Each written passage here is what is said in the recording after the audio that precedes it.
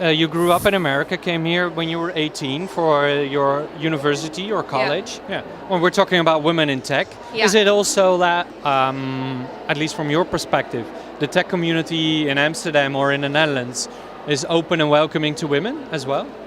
Definitely. I think that there are still some underlying challenges that need to be overcome.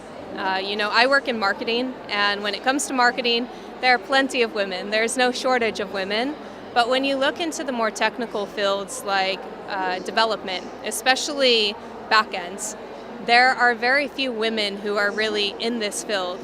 So I think that there needs to be more effort in grade school where people are really learning the fundamentals of coding, learning more about these logic statements, if this, then that.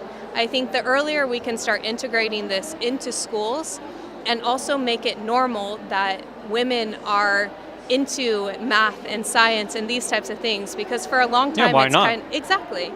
It's always kind of seen as this nerdy or men's world, but it's absolutely not, because it's the future. Women can be nerds too. I know plenty of them. For sure. Hell, I'm married to a nerdy woman. So See, there we go. Yeah. Yeah, I think that it's changing, but we're not there yet. And there can be more that can happen to get more women on those ground levels of development, because the future is tech.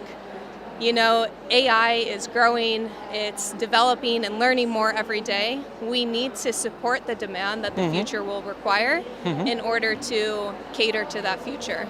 So you're a relatively young woman in the tech sector. So, but how do you foresee your future role then? Does it also need that women like yourself need to become leaders or even founders more often than they're doing right now? I think the word need, must, these are big words. I think that there's a lot of gray area, and people should do what they feel they should. I'm someone who has often sought out leadership opportunities or ways to advance myself, but I know plenty of people who don't have those same characteristics. It's not a men's characteristic or a women's characteristic, it's just something that you might have or you don't. I do think that there are opportunities to empower women to really go for those positions, but it's hard for me to speak because I've never felt suppressed or limited because of my gender. That's not something I've ever taken into the calculation of my own personal growth. But I know that I might be special in that.